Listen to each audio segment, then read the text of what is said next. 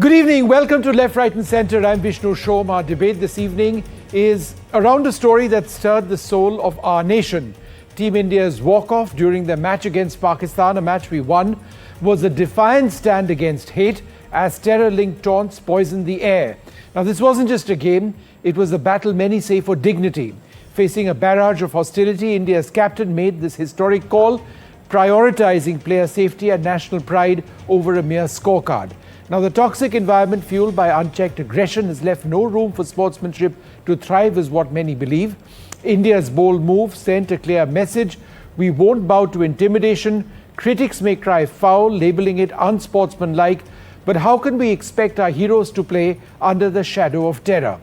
Meanwhile, the Pakistan Cricket Board has suspended the director of international cricket, Pakistan Cricket, Usman Wahla, for mishandling the Pak-India match Handshake episode and not complaining to remove the match referee in time. Now, this was a stand for values, for respect, and for many, for India itself. India has been rallying behind the team. We've been providing unity, triumphs over division. But the decision to actually move out and not shake hands, was it not sportsmanlike? Was it justified? That's what we're looking at on Left, Right and Centre tonight. Well, joining us now, Boria Mojumdar, consulting editor with us here in NDTV, Shishir Hatangadi, former Indian cricketer, Tehseen Poonawala, and Nikhil Chopra, my friend and former India cricketer. Thank you all very much for being with us. Boria, let me come to you first to look at the larger issue. In your opinion, was Team India's walk-off a justified act of defiance against terror-linked hostility, or did it, in a sense, undermine the spirit of cricket, which has been a unifying sport?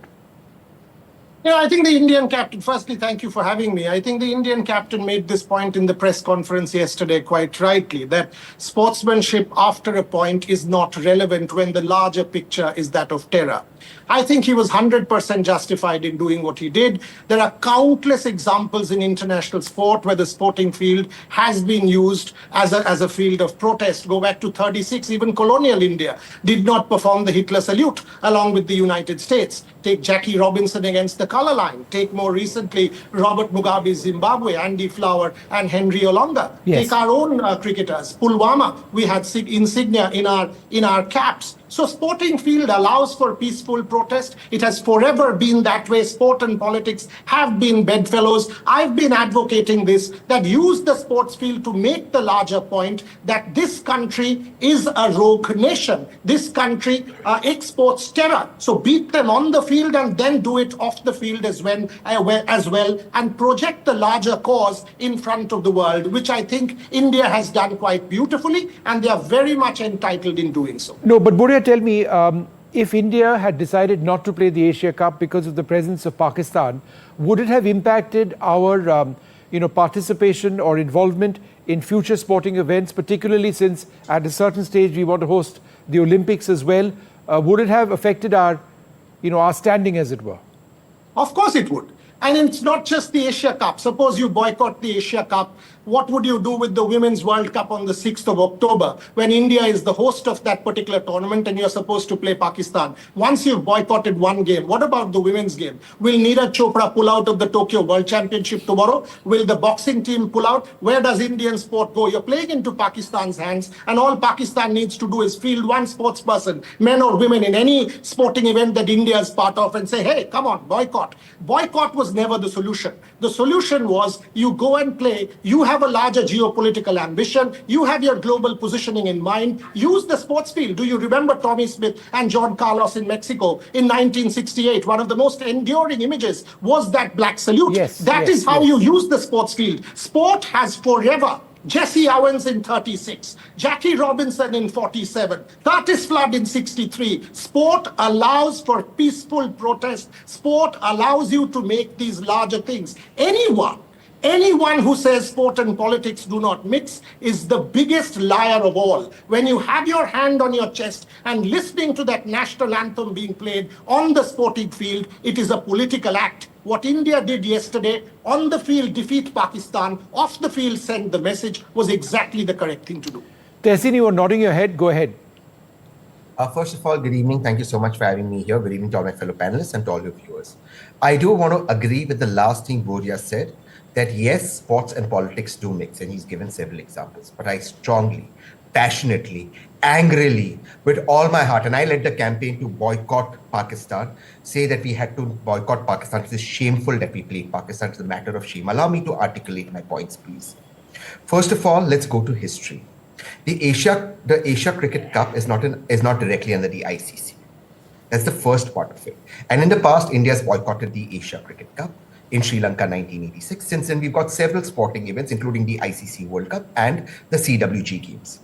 No world power in 2036 that India wants to host the Olympics is going to tell India that we will not give the world's third largest economy an Olympics simply because it refuses to play a neighbor.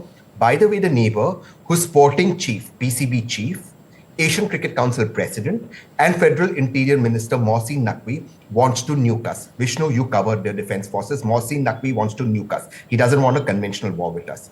Boria is right, sports and politics mix. Let me tell you about the current Pakistan cricket team, because no other Indian cricketers do that. While Operation Sindoor was on, they were putting up memes that our women were enslaved by the Pak army and they were putting Sindoor on them. Their former cricketers were removing rallies in support of the Pahalgam terrorists. Pahalgam terrorists who entered 200 kilometers into India, opened pants, made people recite the Kalma and shot them in the head. Rallies were removed by Shahid Afridi ilk in support of those terrorists. Our Prime Minister told us Operation Sindoor is paused, not over. And 4 days ago, I only watch NDTV. I read, and you cover the armed forces. 2 brave martyrs of CRPF were martyred by Pakistani trained militants. This is not over. But even their analysts, I have a lot of respect for Boria. Their analysts want the current Pakistan cricket team to break down the Somnath Mandir. What has this got to do with cricket? This is a filth nation. May I please make one last point before I finish? This is just one point I'm saying. I am not saying that we can do this in the Olympics. I completely get the practicality of it. I'm not saying we can do this even in an ICC tournament. But in an Asia Cup, where by our own admission, all the money goes to Asian federations. Okay, one sec. Tehseen, I get your point. Boria, quick response. This was not an ICC, this was the Asia Cup.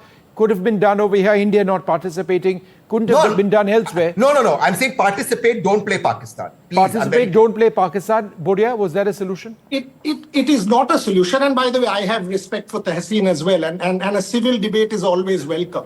The fact of the matter is, Pakistan would go crying to the international parliament saying, oh, you know what, there is a junior hockey World Cup. These guys don't give us visas. They don't play us at an international forum. But in November, the Commonwealth Games bid will be given. And the Asia Cup is the last tournament before that. You're playing into Pakistan's hands by doing this. And I've been advocating this. What Tehseen wants, what I want, what Vishnu wants, what Nikhil wants is the same. The end goal is all of us are angry. All of us are frustrated and disgusted with the rogue nation. Our attitude and our policies may be different. The process may be different, but the end goal is the same. If Tehseen is a nationalist, so am I. I think India did the right thing by playing, by defeating and doing what they've done off the field. All right, one sec. Let me go across to Shishir Hattangadi. Mr. Hattangadi, the flip side, of course, of this entire argument is this. India just had a very successful Operation Sindoor. We sorted out the Pakistani armed forces. The evidence of this is absolutely clear. The satellite imagery is absolutely clear. If this is the case, are we necessarily less of a nation in playing a cricket match? Does it make us less of a nation by shaking the hand of a cricketer? Our larger objective is the fight against terrorism. We've showed them what we can do and we went and did it. Therefore, was it that big a deal for us to decide against shaking their hands? No, Vishnu, thanks for having me. I think I'm going to be hated for that question. I'm going to be hated for that question big time. But please go ahead. My job to ask. Yeah. We have a point. We have a point of view, and we have to accept what everybody says. But I agree with a lot of people who say that we shouldn't have been playing them in the first place.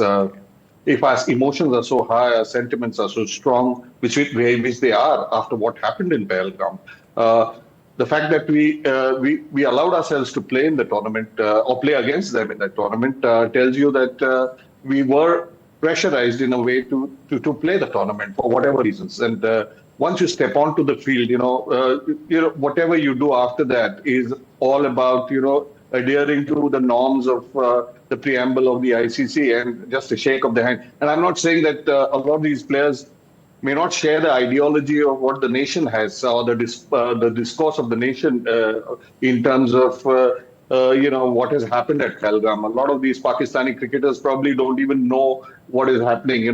Leave it aside Afridi in this mix, but the others probably just are cricketers who want to play the game and raise the bar in terms of their own skills, play against a top team like India.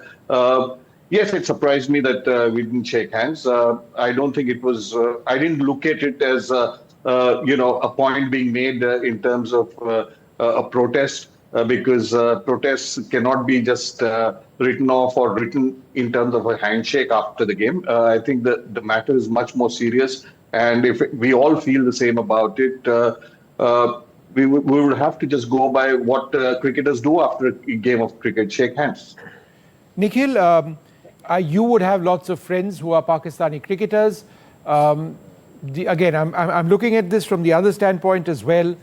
The battle that India fights is against terrorism. It's against the Pakistani state, the Pakistani military. Very often the terrorist network and the Pakistani military act in unison. Not so as far as sportsmen and sportswomen are concerned. Therefore, how do you look at what we've done this time around? And the reason I ask that question is because, let's face it, sadly, terrorism isn't going away. There will be more attacks on India. As a nation, we need to be ready for that. So therefore, do we boycott Pakistani cricketers forever? Well, I hope it goes away. I mean, we all live in hope, and with the kind of response that our Indian government did, we hope that terrorism goes away. But to answer your question, that's why BCCI and the Indian government had taken a call that we will not be playing any bilateral series. But since it's a multi-nation tournament, that's why there must have been a go-ahead, and BCCI got the selectors sitting together, picking a team, and that's why we went to Dubai and played the Asia Cup. And the Asia Cup is being played in a neutral venue. And if you remember, we played the Champions Trophy also at a neutral venue in Dubai, where Team India was winning. But your follow-up question, if I may ask, if I may answer, what Surya Kumar Yadav did, and of course the rest of the Indian team, they were well within their rights to go out there and do what they did at that moment in time. Just goes to show that the Indian team, the entire Indian dressing room were united. Their skipper, their coach, all must have taken a call that we're out there. We're going to be responsible in terms of and professional, going to play the Asia Cup, and that's about it. Simple as that. And I've been reading everywhere that apparently the match referee was told that no handshakes were going to be taking place. I mean, that's a matter of technical issues whatsoever. But I firmly, completely back Surya Kumar Yadav and the entire Indian team for what they did. Buria, how would you look at those people, perhaps cricketers, who say that, look, a cricketer's job is to play cricket. Yes, they don't exist in isolation. They live as part of the world. This is an Indian cricketer who's part of a country which has been attacked by terrorists in the worst possible way. But then how would you respond to those who say that, look, let the cricketer play, let him or her not get involved in geopolitics, whether it's shaking somebody's hand or sending powerful messages of solidarity, that perhaps needs to be kept aside, unless you really, really want to make them. Not all cricketers have the ability, perhaps, to communicate in the manner in which we do on this pressing theme. That doesn't make them less important, does it? The fact is very clear. The assumption of whoever says this is sports and politics don't mix. They're coming from that pristine, ideal world which doesn't exist. Surya Kumar Yadav and Gautam Gambhir or Shubman Gill don't exist in isolation. They are part of the same world that Tehseen and I are part of, and we are all angry. It is their personal call. Now think about it. You go and shake hands with Pakistan. What would Pakistan use that imagery with? Saying, oh, you know what? Now it's all normal. This is validation. This is what we were seeking. Look, Indian cricketers have done this. It is all an act of bonhomie and camaraderie. Everything is fine. So what if Pahalgam happened? We are playing and there is no problem. These are cricketers. They have to do what their calling is, that is play cricket, and also put their calling and their nation first. They're not going to take AK-47s and fight like the army does. This is their way of protest. Sure. I have absolutely no problems in doing this. We have seen for the last 100 years racism. Think C.L.R. James. Think the entire black black discourse against racism, think Black Lives Matter. You mean to say sporting field has not been used in the past to make political statements? If anyone says that, he or she is living in a fool's paradise. Sport will always be soft power. Why are you hosting the Olympic Games or the Commonwealth Games? Because you have a global positioning, you have a global ambition, you have your soft power ambitions. Pakistan will not have that. The fact is, Surya, as a responsible citizen, Gautam, Shubman, have you seen their Twitter accounts? Each one of them have posted the same tweet dedicating it to the armed forces. They are well within their rights to do so. And if Pakistan's respect depends on India shaking hands with them, I'm sorry, they do not need to have that respect. Fahim Ashraf, who spews venom on social media, writes vile filth. If I don't believe I need to shake his hands, it is my prerogative not to shake his hands. It's as simple as that. Pakistan has not reprimanded Fahim Ashraf. He plays for that team. He's not upholding the values of sportsmanship. In my mind, I don't consider him respectful enough to go and shake his hand. And I will not do that. Okay. It is my calling, and there is no way anybody can come and force me to do so. Shishir Hattangadi, would you agree that cricketers don't live in isolation? And therefore, for us, or for many people who have commented on this, to say that leave the cricketers alone, let them just play the game, let the politicians deal with politics and terrorism and all of that, would you believe that in today's day and age and in today's world, and based on the fact that this has happened in the past as well, you can't separate the two. And therefore, what has happened today is, in a sense, a responsibility of the cricketers to express what is a national prerogative. Yes, it is, and it's about the boards taking that initiative. In 1965, Pakistan came to India. After that, there was a break with the Kashmir issues and the war, the East Pakistan, the Bangladesh war. We went back in 1978. There was a huge gap. There was between 65 and 78, we didn't play any cricket. 61 to 17 years, Shishir, 61. Yes, but the last time Pakistan came to India was in 1965, wasn't it? No, 61 to 78 we did not play. 17 years we did not play. So I've got it 4 years ahead. So the point being that when we went there, and a lot of these players who went there spoke very highly about, the reviving ties and going and the hospitality and all that. But there was a break, and the break was because of the geopolitical situation and the fact that both governments were not keen to send their teams across to play. Now, it was evident that there were issues on both sides for the teams not to go. My only point is by allowing yourselves to play in the game, is a sort of surrender to be expressing yourself, because we all feel so strongly about what happened in Pahalgam. We all know that we have to dedicate our emotions, our empathy to the people who've lost their lives. So playing a game of cricket, actually, I'm a cricketer, but before that I'm an Indian, and I have to respect that. I have to respect that. I have to respect that I was an Indian first and then a cricketer. So if really it matters to me, I shouldn't be playing them. Okay, let me go across to Tehseen first, and then to my other panelists as well, Nikhil last. Tehseen, did you watch the match yesterday? Because I did, and I feel very strongly, despite my questions about this entire issue. No. But I felt compelled to watch that match. Isn't there a certain hypocrisy, therefore? No, I respect in saying your what point we are of view. saying over here and then switching on and then cheering for India in that match. Saying, I love this cricket that's happening. I love Bumrah bowling. Okay, may I answer? So please, but keep it short. My question was very long. Yes, so please allow me, because I have other important points after me. But speak for yourself. I didn't watch the match. I think it was... No, I didn't. Not even... I mean, I got the updates. I have NDTV apps. I got the updates. But I didn't watch the match. And I was glad that the stadium wasn't full. I have 3 or 4 points to me. Look, again, I'm not questioning anybody's patriotism. The fact of the matter is, for every ball balled yesterday, there's a bullet coming our way. It's a matter of luck if it hits Boria, Shishir, or me. And the only difference between us is our pants and what's between our pants. I'm being very direct out here. That's what those terrorists did. That's how they killed people. Number one, Pakistan made 35 crore rupees. BCCI is making nothing. Third point, Hamid Mir, a veteran Pakistani journalist, said this: the fact that the Indian cricket team steps onto the field is victory for Pakistan after Operation Sindoor. Fourth thing, the cricketer Boria's naming, I don't even want to name that piece of filth, wanted our women enslaved. Let's call it out for what it is. And the fifth thing, the Davis Cup 1974, India boycotted the finals. And what happened after that? India was not as powerful as it is today. The whole world boycotted South Africa after that. I again repeat the Asia Cup 1986, we hosted after that the World Cup, we hosted the Commonwealth Games. This fantasy that in 2036 we won't get the Olympics because we're saying a nuclear neighbor is threatening to nuke us, that to the PCB chief. Okay. I think that is scary. Okay, Tehseen, hold on. I've got just enough time for Nikhil to make his point. Nikhil, is there a certain double standard in many of us watching the game and then having this argument on TV today?